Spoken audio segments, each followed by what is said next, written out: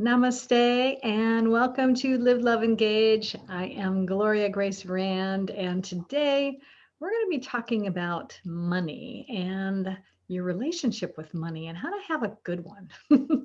And joining me on the show today is Emily Shull. And am I pronouncing that correctly, the last name? Okay. Yes. Oh, I wasn't sure because it could be Shull or something. So I took a guess there. And she is a certified money coach and founder of Me, Myself, and Money. So welcome, Emily. Thanks so much, Gloria. Thanks for having me. Yeah, I appreciate it. So let me tell you a little bit about Emily and why she is an expert in people's relationships with money and how you can have a better one. Emily helps people like you understand and transform your relationship with money so you can earn, manage, and enjoy your money without the anxiety. What a concept. She's got a master's degree in family financial planning, but the more she learned about the practical side of money, the more she realized something was missing, and that was the emotional side. And so now her sole focus of her coaching practice is not actually on your numbers, but on you and your relationship with money. And she helps individuals and couples to be able to see old patterns and behaviors and money blocks that are keeping them stuck, which is something that yes, my husband and I definitely discovered that we had some different ideas even about money, which I know you and I have talked about in the past when we were doing just getting to know each other. So um, tell me a little bit first before we kind of get into really about, well, and I guess partly it is what drew you actually to the financial area, and then just yeah, let's just start there first. What kind of drew you to be able to get to become even a certified money coach? Sure. Yeah. Well, it was kind of a meandering path. So I had always, for a long time, I had an interest in personal finance. Mhm. When I was in my early 20s, I got into some debt, as many of us do. And I realized I needed to learn how to manage my money because that was just never taught to me. Mm. So I figured it out. I read book after book and it slowly made sense. And I've always enjoyed helping people. So I knew I wanted to get into a helping profession. And Mm. I thought financial planning might be one of them. So a long story short, I ended up eventually in a master's program for financial planning after having another career first. Mm. And as I went through that program, I thought I was going to become a financial advisor. Right. And this program, it was great because it had career transition people like myself, but it also had a lot of financial professionals, advisors and planners and life insurance agents and educators. And what I found during our discussions was that many of them were thought every financial problem had a financial solution. Mm. And I saw things differently. And the concept of behavior, like a behavioral solution or an emotional solution, was Mhm. just not present in the conversations. And so I thought, it feels like there's something missing to me here. I've just always had a feeling that money is emotional. Mm. And I followed that feeling and I wanted to learn more about that side of it. So I came across the Money Coaching Institute. I became trained as a certified money coach. And Mm. that means I'm able to help people understand their history with money and their pattern of behaviors so they can see what's stopping them from being truly comfortable with money and with themselves. Mm. Yeah. Um, what what have you found that is maybe some of those like stumbling blocks that people run into with money, especially as it relates to more of the emotional side of things? Yeah, it all kind of really, it all boils down to a couple of really basic ones. It has usually to do with really very old wounds that we almost all of us have growing up. So feelings that we're not enough, that we don't have enough, or that we don't want to be a bother to people. Mm. I think it's really amazing when I work with people. We go through their money biographies. And so they start with their early money memories all the way to the present. Mm. And so many women in particular share an early money memory of asking for something and being scolded for it, like Yeah. asking for a present, being at having their birthday come up and they're excited and they suggest to a friend or their mother or an aunt, oh, can you buy me this for my birthday? And then being shamed about it. No, we don't do that. If someone wants to give us a present, they can do that, but we never ask. But Mm, then 20, 30 years later, you're working, and that affects your ability to ask for a raise. It affects your ability to charge what you're worth and ask people to give you money or to raise your rates. mhm. Yeah, absolutely.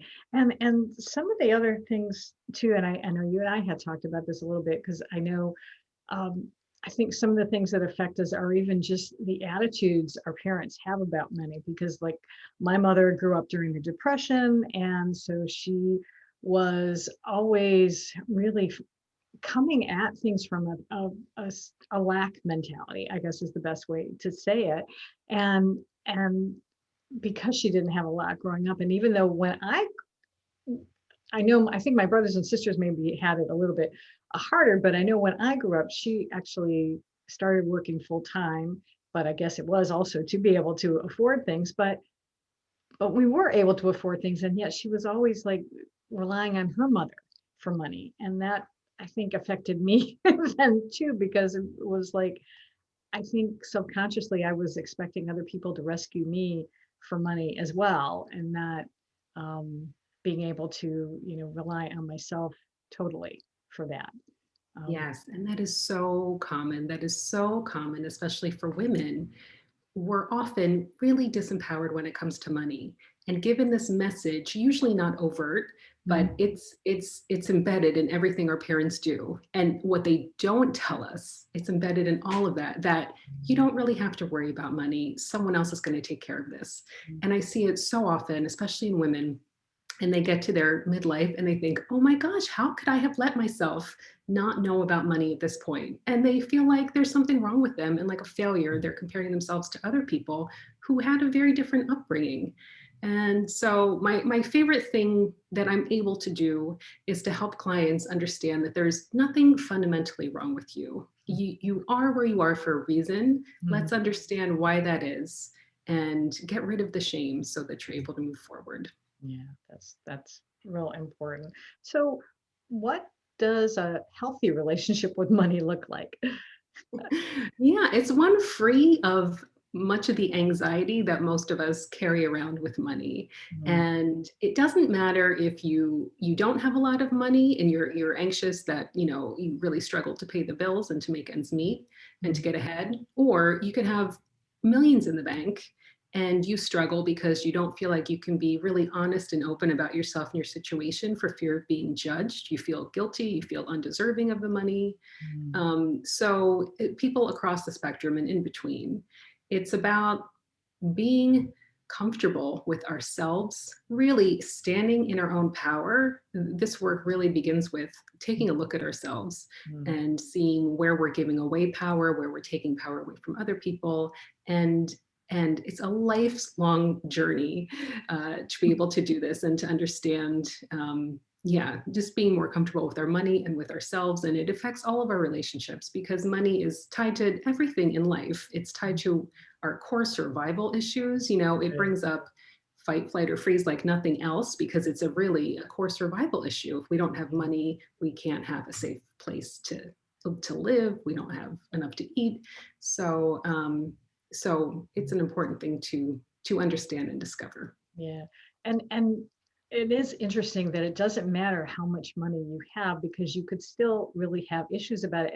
And there've been stories about people who win the lotto, and within just a few short years they don't have the money anymore because they've gone through it, because of their relationship with money, they didn't really understand, or didn't have, for whatever reason they were, I don't even know, but I just know that it's it's a shame because they don't have that good relationship with money, having a healthy relationship with it.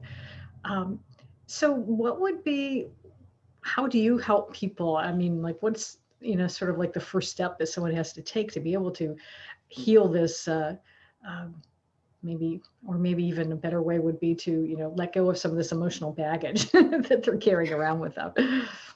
Yeah, well, that's where we go. We go straight to the emotion. Mm, So when I work with people one on one, or even in the group work that I do with them, yeah, we go.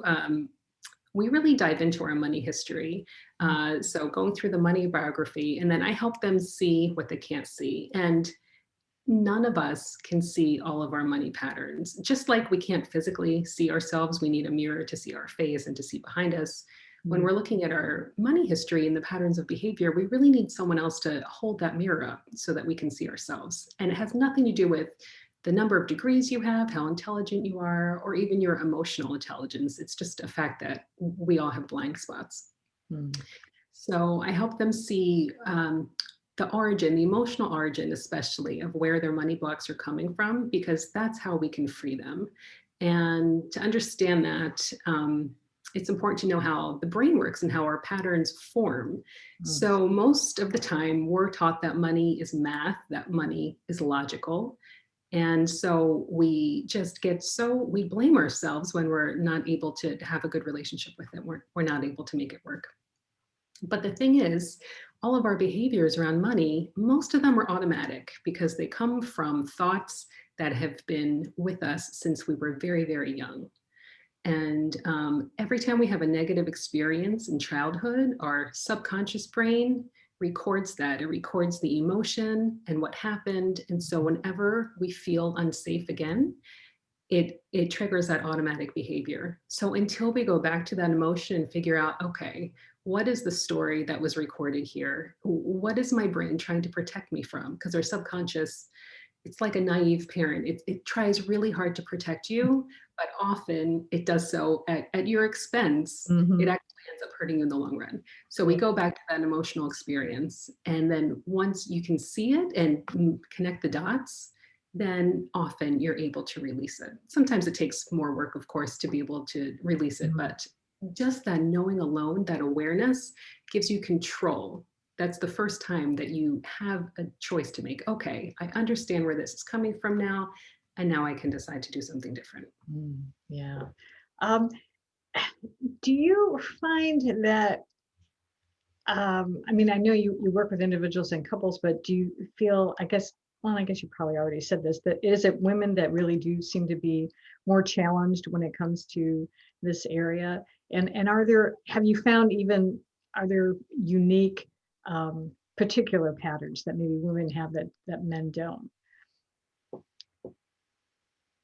I think women definitely have the pattern of not having been empowered. So they feel so much shame about where they are with money now, not being able to manage it well, and really overwhelmed and anxious. And even if they participate in the household finances, they're, we have been trained like for centuries not to use our power. And there are good historic reasons for that. I mean, we're physically smaller than men. We need to cooperate in order to protect ourselves. So Mhm. what ends up happening is we often have passive aggressive behaviors. So even if we are involved, we don't take total control, or at times we want to take more control than we need, and it Mm. just sets us up for an unhealthy relationship, not only with ourselves and money, but with our partner. Um, I forgot your question. Oh, no, no, I think that was it. Yeah, I was just wondering if there was something particularly unique Oh, about women, versus men. yeah, so women, yes, a lot of issues around power and not being empowered. Um, I wish I could talk more about men, but honestly, most women are attracted to me more than men. So most of the men that I've worked with are in my couples. Mhm. Um, Okay. but I would like to learn more about men because they have their own unique set of issues. But one thing that both men and women have in common is not being able to see where they're blocked. And even if we think we have an idea, we have an idea of our history, Right. but that's different from connecting all the pieces together. Yeah. Yeah, absolutely. Um, it I'm trying to think. Why we oh, I knew what I wanted to talk to you about. Because this was an experience I went to a couple years ago. I attended an investment seminar. It was actually like a whole, I think they called it the Money Show, actually, here in Orlando. And so they have, like, lots of different things doing, different ways to invest. But they also had like one morning session that was geared specifically for women. And women and investing. And I think, what has your experience with with investing? Because I know I've been myself, I know in the past I was, a little cautious about it, and especially because again, my parents did not invest in the stock market because again, they both grew up during the Depression, and I think they saw what happened to other people, and so they were not investors.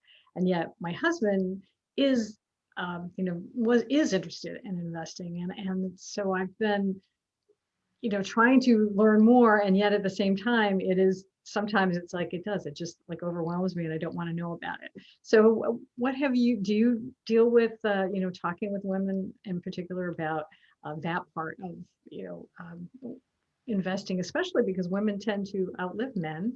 And so we need to be able to make sure that we've got enough money to, live on. Um, Yeah, so women definitely tend, all the research says, women tend to lack confidence when it comes to investing, and they tend to rely on men. They just think that men intuitively know what to do, which is not true. The research shows that women actually have better performance in their portfolios than men do. Women are more cautious, but they trade less. And so that's where the difference comes in. Men have overconfidence often, and they lose money because of that. mm, It's it's so frustrating, the number of such intelligent women I talk to that just don't have confidence and think, oh, I just need, when I get married, my husband will take care of this, or oh, I just need an advisor. And there's nothing wrong with having an advisor, but right. this is something that everyone can learn. So there's just a mental block around it, but there doesn't need to be. It's something that everyone can learn. Yeah. What, how do you, how would you recommend that someone get started? I mean, because I know I've heard, or well, and I've read different stories where, actually, I think it was a CD course I was taking once on prosperity consciousness, and he recommended just even just starting to like read the Wall Street Journal, and not even necessarily understanding it, but just at least read it so you start becoming familiar with things. So is that something that you would recommend that women would do? I would recommend starting with a book probably written by a female author. That's where I started. And I Okay. say that just because men and women do tend to have different styles of writing. Mm, So find any book that resonates with you, any book about finance that resonates with you, and start there. And then just continue reading from there. That's what I did. And at first, it sounds foreign, but the more you read, little bits drip and drab, and they get in there over time, and it starts to make sense. I would say, starting with the Wall Street Journal, I wouldn't recommend that because I think even having a master's degree in financial planning, I Yeah, don't think I would enjoy that or right. even Yeah. uh, know everything about what I'm reading. So start with anything that resonates with you. Yeah. I like that idea. Um, oh, yes, I know what I was going to ask you. Now, are there any, um, I don't know, do you work with like entrepreneurs, and have you found any unique challenges that entrepreneurs have with money? Entrepreneurs, a lot of this goes to the asking again. Mm, Like I find that a lot of them have challenges when it comes to marketing and sales. mm, And that's where a lot of those limiting beliefs and money blocks come up, and those old patterns of, oh, it just feels icky to ask, or, mm, I don't want to be too big. I don't want to feel boastful. I don't want to bother people writing all of these social media posts or sending out too many emails. mhm, So those are very common with entrepreneurs. Um, yeah, I mean, being a business owner is such a great way to explore your relationship with anything. I mean, it's such a personal growth opportunity because you're faced with different situations all the time, and at different levels of your business, you're going to face different challenges. mm, So it's a great opportunity to explore both your relationship with your money and yourself. mm.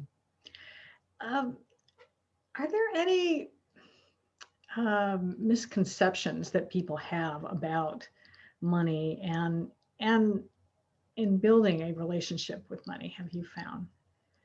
And what are they, if so? Yeah, misconceptions. I think the first one is people think that it is more logical and math based than it really is. So they just there's just so much shame that gets in the way. We get stuck in the cycle of shame, and because we feel like we should be at a certain place that we're not now, and we think, oh, they're books about this. There are blogs about this. Like, I've read about this before and I still can't get my act right. What's wrong with me? So I think the biggest misconception is that it's logical and not emotional. And so it keeps us stuck. Whereas if we just went to the emotions first, we'd be able to untangle all of this and then move forward in the practical way. Hmm. Well, I that makes sense. Definitely, because like I said, I know that even in my instance, it's been um, dealing with that and recognizing that, yeah, I've definitely had some issues where it has been related more to the emotional side of it. Um, what else is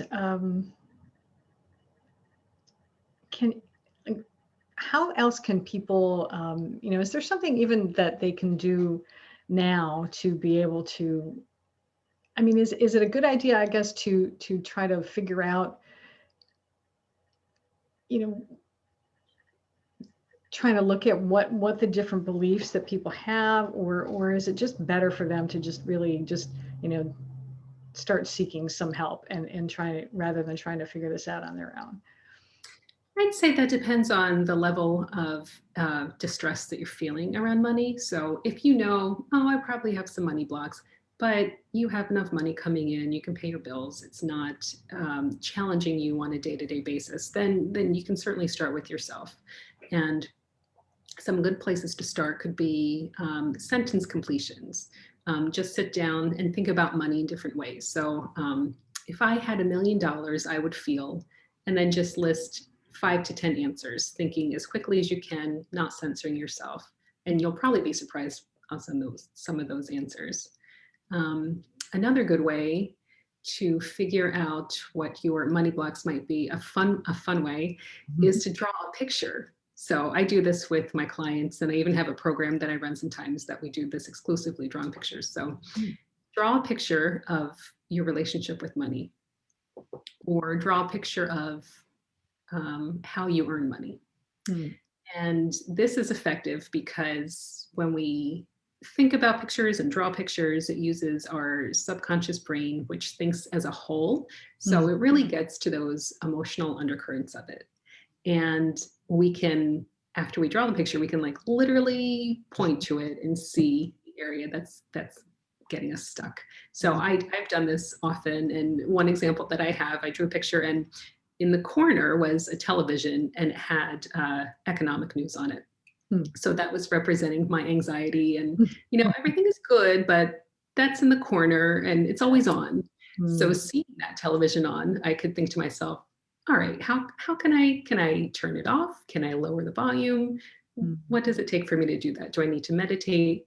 So it's a very effective and fun way to get to money blocks. So that's for people who are, yeah, they don't have acute money issues right now. But if you do, if you are out of a job and you know that something is keeping you from looking or keeping you from getting the job, if something you really want to advance, but something is keeping you from asking for that raise or doing what you need to do to get it, Hmm.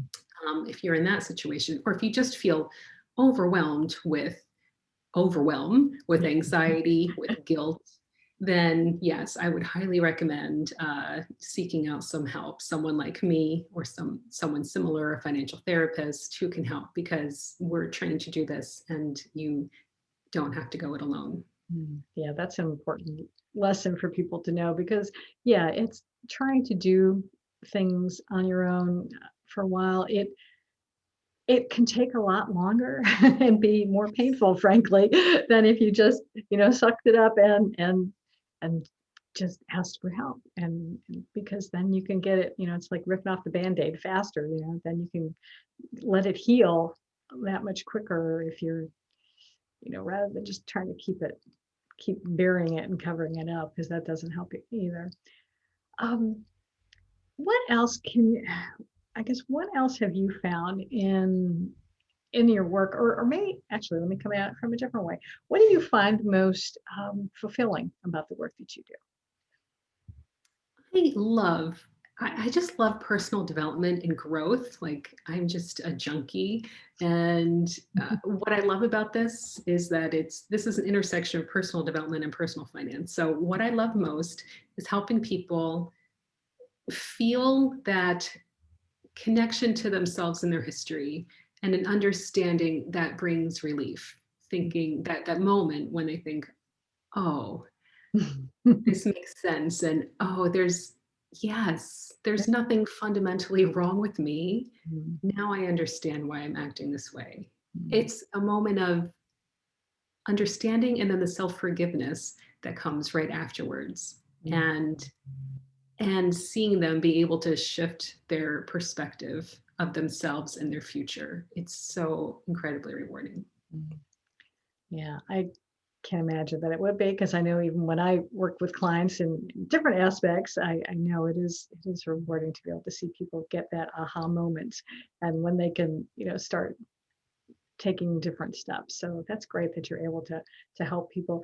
Um, as we're recording this, it's the middle of November, almost the end of the year, and we've been it's been a challenging year, 2020, with all sorts of different things. Has there been anything in either you personally or in your practice that um, has been something unique that maybe has come about because of COVID? Hmm. I can't. I I can't really say that COVID has changed my practice so much. Hmm. What has changed for me this year is that I have, excuse me, I've been marketing more, and actually I came across a huge money block when it came time to do that earlier this year. Okay. Um, Up until then, I was relying on organic growth, and I thought, you know what, I really need to get into marketing, and that was such a wonderful experience for me. Like marketing my services as a money coach, and then being faced with my own money block that I had to go through was very humbling. Um, but it made me realize that I had been limiting myself to one-on-one coaching because I do believe that the most effective way to heal is to do one-on-one because you have another person to really help you Right. see what you can see. But that doesn't need to be the only thing that I offer. So I ended up creating a course this summer and helping people in a group, and it went phenomenal. So I'd say this year it's just been dealing with my own limiting beliefs and seeing what else is possible. Mm. Well, that's good. It's always good, and I think because of that, now you're able to help people even more on a deeper level now because you've been able to go through that. So it's probably been a blessing then. Yeah. So if someone wants to be able to learn more about your programs and things like that, what's the best way for people to get a hold of you? Yeah, I think the best way is my website, which is me, myself, and money.com. Pretty easy and is spelled out. And yeah, you can find out more information about my services. And so I do one-on-one and couples. And then a couple times a year, I offer different group courses and programs as well. Hmm. Well, And I have a money type quiz on my website. So if anyone is curious about their relationship with money, they can take that and see, yeah, the different facets of themselves and how they interact with money. yeah, very good. I think I might have to check that out myself so I can see if I've improved over the years and developed a better relationship now. I think I have, but I know It sounds we're like you always a have. work in progress, aren't we? It's a lifelong work. Yeah, definitely. Well, thank you so much for sharing some wonderful strategies and information about how we can develop a better relationship with money because money is still what we need. It helps us to be able to, buy the things we need, buy food, buy shelter, and we need to be able to manage it better. So I'm grateful to have you here and sharing that information with us today. So thank you so much, Emily. You're welcome. Thanks so much for having me, Gloria. It was a pleasure. Thank you. And I thank all of you who are listening and those of you who watch on YouTube. I appreciate you too. And in closing, as always, I encourage you to go out and live fully and love deeply and engage authentically.